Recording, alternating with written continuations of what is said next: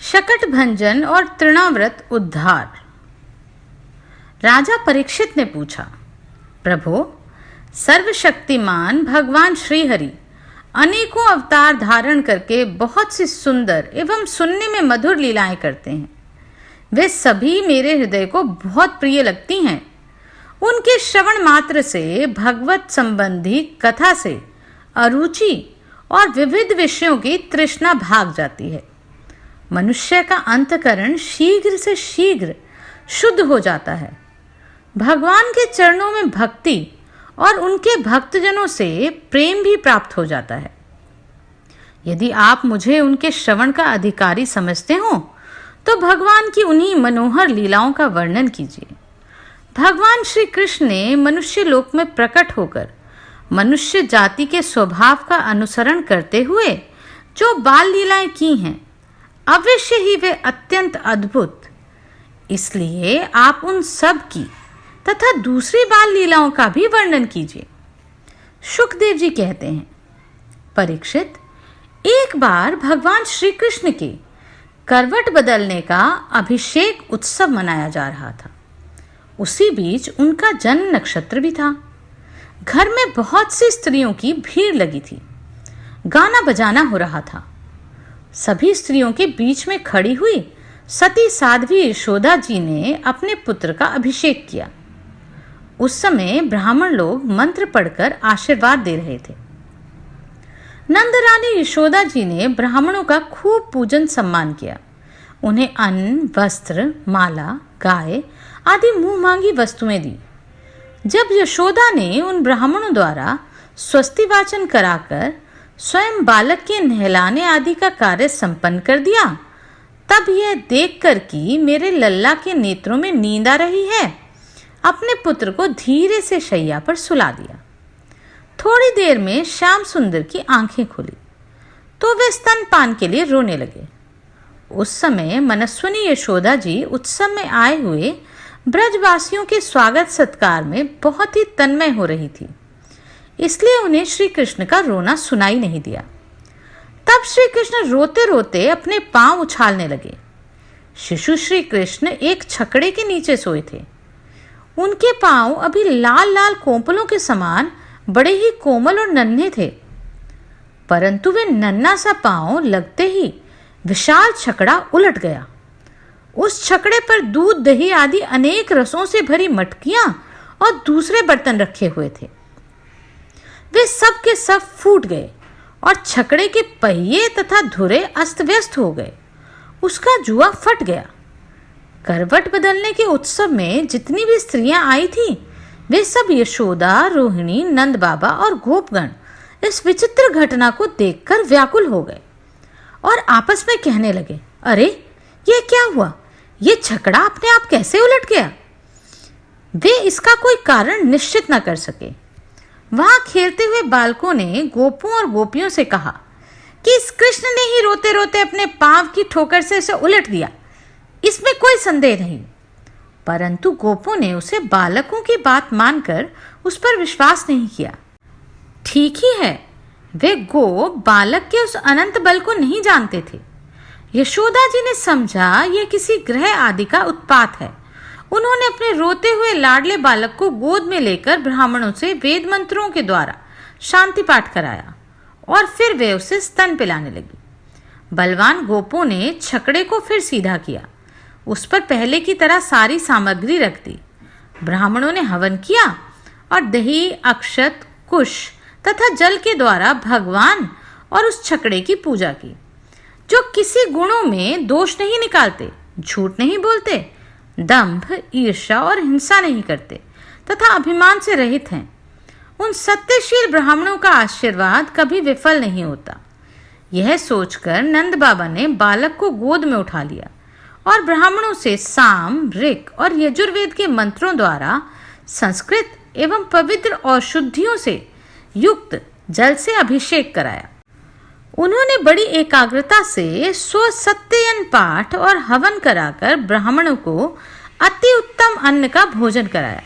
इसके बाद नंद बाबा ने अपने पुत्र की उन्नति और अभिवृद्धि की कामना से ब्राह्मणों को सर्वगुण संपन्न बहुत सी गौएं दी। वे गौएं वस्त्र, पुष्पमाला और सोने के हारों से सजी हुई थी। ब्राह्मणों ने उन्हें आशीर्वाद दिया।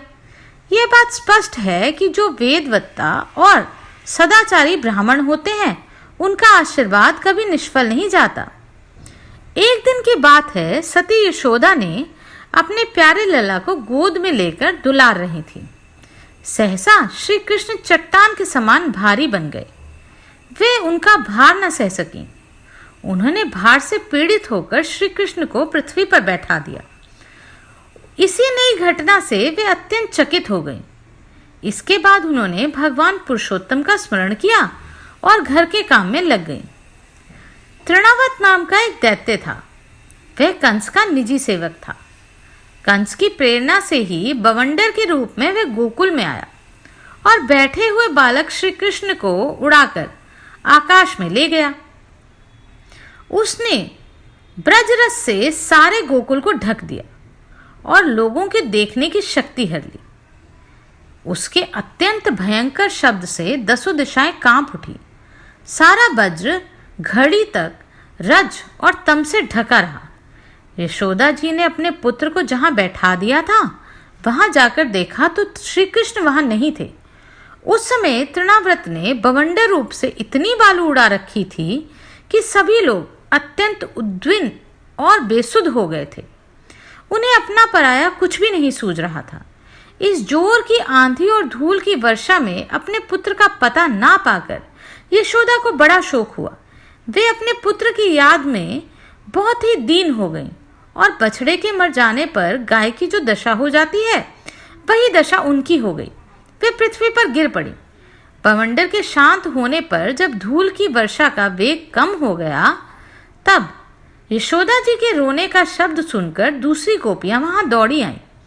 नंदनंदन श्याम सुंदर श्री कृष्ण को ना देखकर उनके हृदय में बड़ा संताप हुआ। आंखों से आंसू की धारा बहने लगी। वे फूट फूट कर रोने लगी। इधर तृणावत बवंडर से जब भगवान श्री कृष्ण को आकाश में उठा लिया, तब उनके भारी बोझ को ना संभाल सकने के कारण उसका वेग शांत हो गया। वह अधिक चल ना सका। तृणावत अपने से भी भारी होने के कारण श्री कृष्ण को नीलगिरी की चट्टान समझने लगा। उन्होंने उसका गला ऐसा पकड़ा कि वह उस अद्भुत शिशु को अपने से अलग नहीं कर सका। भगवान ने इतने जोर से उसका गला पकड़ रखा था कि वह असुर निश्चेष्ट हो गया। उसकी आंखें बाहर निकल आईं, बोलती बंद हो गई, प्राण पखेरु उड़ गए और बालक श्री कृष्ण के साथ वह व्रज में गिर पड़ा। वहां जो स्त्रियां इकट्ठी होकर रो रही थीं, उन्होंने देखा कि वह विकराल दैत्य आकाश से एक चट्टान पर गिर पड़ा और उसका एक एक अंग चकनाचूर हो गया। ठीक वैसे ही जैसे भगवान शंकर के बाणों से आहत हो त्रिपुरासुर गिरकर चूर चूर हो गया था। भगवान श्री कृष्ण उसके वक्षस्थल पर लटक रहे थे। यह देखकर गोपियां विस्मित हो गईं। उन्होंने झटपट वहां जाकर श्री कृष्ण को गोद में ले लिया और लाकर उन्हें माता को दे दिया। बालक मृत्यु के मुख से सकुशल लौट आया। यद्यपि उसे राक्षस आकाश में उठा ले गया था, फिर भी वह बच गया। इस प्रकार बालक श्री कृष्ण को फिर पाकर यशोदा आदि गोपियां तथा नंद आदि गोपों को अत्यंत आनंद हुआ। वे कहने लगे, अहो, यह तो बड़े आश्चर्य की बात है। देखो तो सही, यह कितनी अद्भुत घटना घट गई। यह बालक राक्षस के द्वारा मृत्यु के मुख में डाल दिया गया था, परंतु फिर जीता जागता आ गया और उस हिंसक दुष्ट को उसके पाप ही खा गए। सच है, साधु पुरुष अपनी समता से ही संपूर्ण भयों से बच जाता है। हमने ऐसा कौन सा तप भगवान की पूजा, प्याऊ, कुआं बावली, बाग बगीचे आदि पूर्त यज्ञ, दान अथवा जीवों की भलाई की थी, जिसके फल से हमारा यह बालक मरकर भी अपने स्वजनों को सुखी करने के लिए फिर लौट आया। अवश्य ही यह बड़े सौभाग्य की बात है। जब नंद बाबा ने देखा कि महावन में बहुत सी अद्भुत घटनाएं घटित हो रही हैं, तब आश्चर्यचकित होकर उन्होंने वसुदेव जी की बात का बार बार समर्थन किया। एक दिन की बात है, यशोदा जी अपने प्यारे शिशु को अपनी गोद में लेकर बड़े प्रेम से स्तनपान करा रही थी। वे वात्सल्य स्नेह से इस प्रकार सरोबार हो चुकी थी कि उनके स्तनों से अपने आप ही दूध झरता जा रहा था। जब वे प्राय दूध पी चुके और ममता यशोदा उनकी रुचिर मुस्कान से युक्त मुख को चूम रही थी, उसी समय श्री कृष्ण को जम्भाई आ गई और माता ने उनके मुख में देखा आकाश, अंतरिक्ष, ज्योतिर्मंडल, दिशाएं, सूर्य, चंद्रमा, अग्नि, वायु, समुद्र, द्वीप, पर्वत, नदियां, वन और समस्त चराचर प्राणी स्थित थे। परीक्षित अपने पुत्र के मुंह में इस प्रकार सहसा सारा जगत देखकर मृग शावक नयनी यशोदा जी का शरीर कांप उठा। उन्होंने अपनी बड़ी बड़ी आंखें बंद कर ली। वे अत्यंत आश्चर्यचकित हो गईं। क्या आप जानते हैं, हिरण्याक्ष का पुत्र था उत्कच। वह बहुत बलवान एवं मोटा तगड़ा था। एक बार यात्रा करते समय उसने लोमश ऋषि के आश्रम के वृक्षों को कुचल डाला। लोमश ऋषि ने क्रोध करके शाप दे दिया, अरे दुष्ट, जा, तू देह रहित हो जा। उसी समय सांप की केंचुली के समान उसका शरीर गिरने लगा।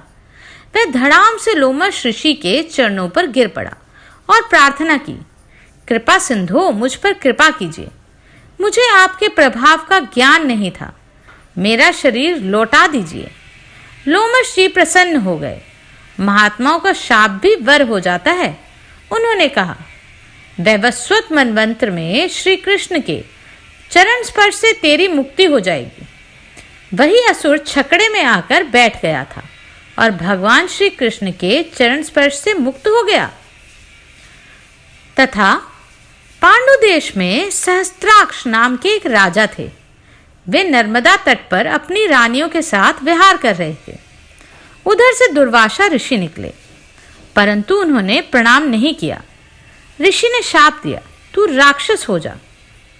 जब वे उनके चरणों पर गिरकर गिड़गड़ाए, तब दुर्वासा जी ने कहा, भगवान श्री कृष्ण के श्री विग्रह का स्पर्श होते ही तू मुक्त हो जाएगा। वही राजा तृणावर्त होकर आया था और श्री कृष्ण का संस्पर्श प्राप्त करके मुक्त हो गया।